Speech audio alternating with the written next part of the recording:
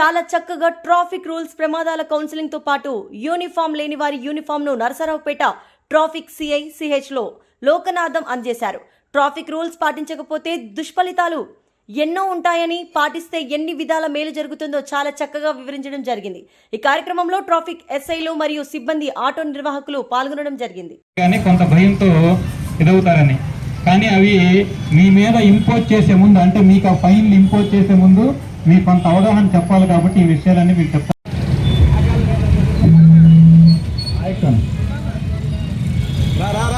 రండి.